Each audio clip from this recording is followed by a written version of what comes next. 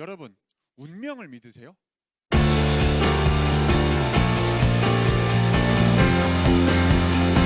안녕하세요. 저는 대한민국의 우주 독립을 이야기할 윤재성입니다. 제가 오늘 대한민국과 우주와의 시작을 이야기 한번 해보려고 하는데요. 이 인연의 시작은 운석 이야기로 시작을 해야겠습니다. 운석은 다들 아시죠? 보통 운석은 우주로부터 온 선물이라고 불리는 것으로 유성체가 대기 중에서 완전히 소멸하지 않고 지구상으로 떨어진 광물을 통틀어서 이르는 명칭으로 흔히 우주 공간으로부터 지구 표면으로 떨어진 암석, 즉 돌덩이를 말합니다. 이 운석은 태양계의 기원 물질에 대한 정보뿐만이 아니고 초기 태양계의 형성 과정 등 지구 탄생의 비밀을 풀 수 있는 중요한 사료로 여겨지고 있는데요. 그런데 이런 귀한 운석이 우리나라에도 있습니다. 그중 하나가 바로 두원 운석인데요. 이 운석의 운명이 나라 잃은 대한민국의 역사와 함께했습니다. 왜냐하면 두원 운석은 1943년도에 전남 고흥군 두원면에 운석이 낙화를 했고요.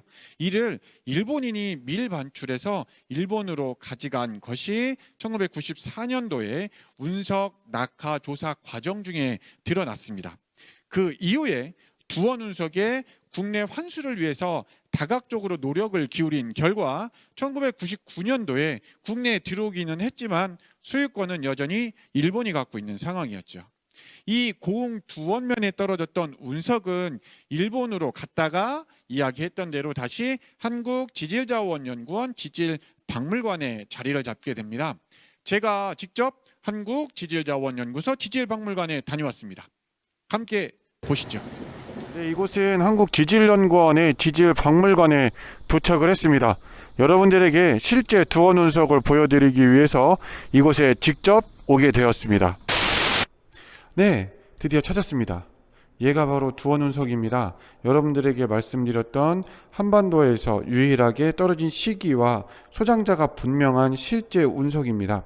두원 운석이 바로 전라남도 고흥 땅에 떨어졌던 요 운석이 실물 운석이 이렇게 전시되어 있습니다. 석질 운석이라고 되어 있고 두원 운석 이렇게 생겼습니다. 그래서 이 두원 운석이 한국지질연구원 지질박물관에 실제로 소장을 하고 있어서요. 그거 여러분들에게 보여드리기 위해서 실제로 이곳 지질연구원에 실제로 방문을 해서 여러분들에게 이 영상을 보여드리게 됐습니다.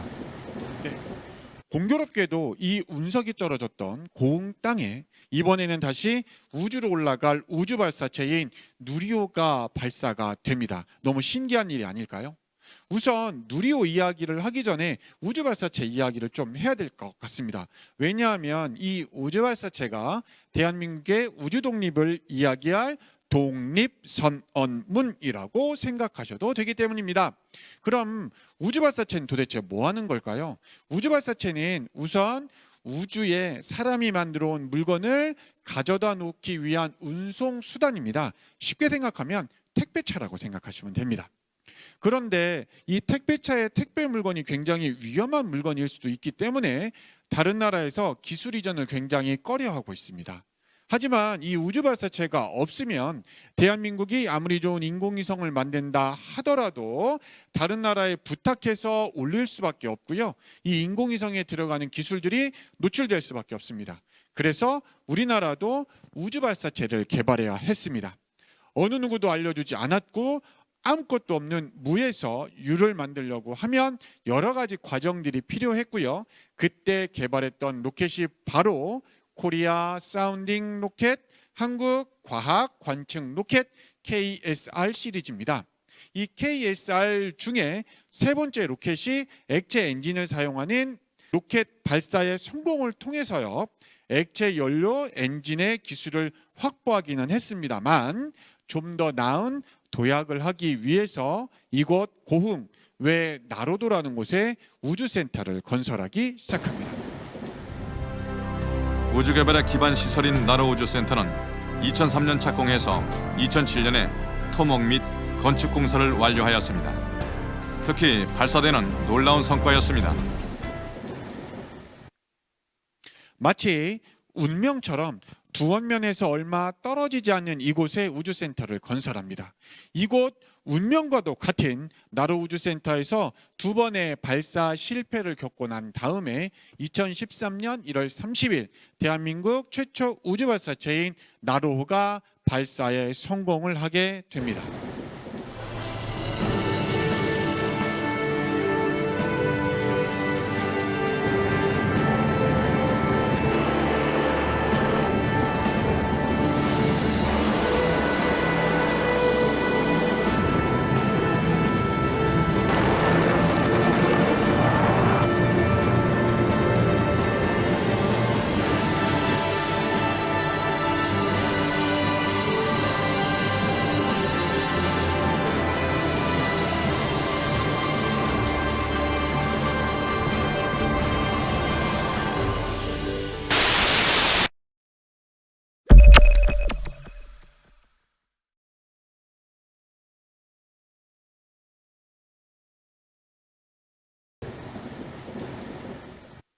하지만 이 성공은 절반의 성공이었습니다. 왜냐하면 나로호의 일단은 러시아의 흐르니체프사에서 직수입을 했기 때문에 완전한 우주 독립을 선언할 수 없었죠.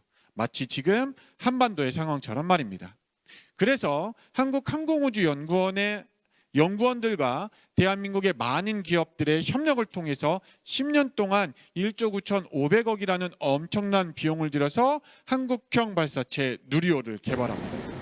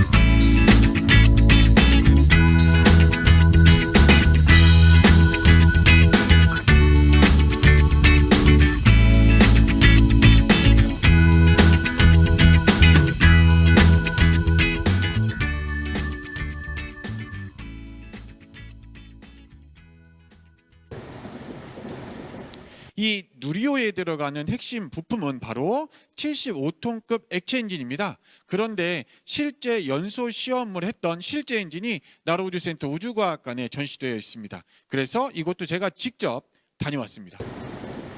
여기는 나로우주센터 우주과학관입니다. 여기 보이시는 이 엔진이 누리호에 탑재될 75톤급 액체 엔진 실물 엔진입니다. 실제로 이곳 나로우주센터에서 연소 실험을 실행했었던 세 번째 엔진입니다. 이렇게 써 있는 거 보이시죠? 3G 엔진이라고 써 있죠. 네. 요 엔진이 이렇게 생겼고 요 정도 크기입니다. 요 75톤급 액체 엔진 순수 우리나라 기술로 개발을 했고요. 누리호의 1단에는 4개, 2단에는 75톤급 엔진 하나, 그 다음에 3대는 요거보다 조금 조그만 7톤급 액체 엔진이 탑재될 예정이고요. 요 엔진을 장착한 우리 누리호가 발사가 되면 이제 우리나라 땅 이곳 나로우주센터에서 이 엔진을 장착을 하고 순수 우리나라 기술로 발사하게 될 예정을 갖고 있습니다. 요 엔진은 국내에서 유일하게 이곳 나로우주센터의 우주과학관에서만 전시를 하고 있습니다.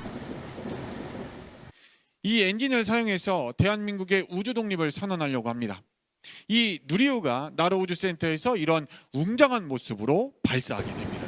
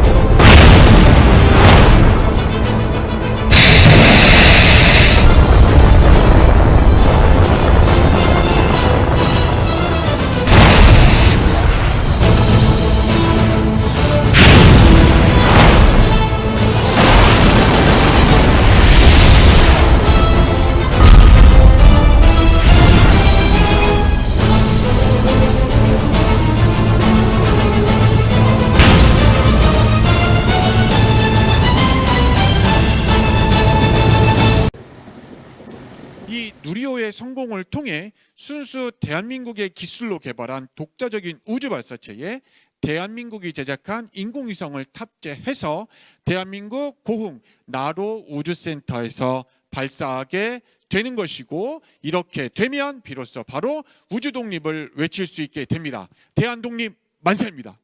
네, 이제까지 대한민국과 우주와의 인연을 알아보았는데요. 이 우주와의 인연은 두원 운석이 이 고흥에 떨어지면서부터 예정되어 있는 것일지도 모른다는 생각을 했습니다.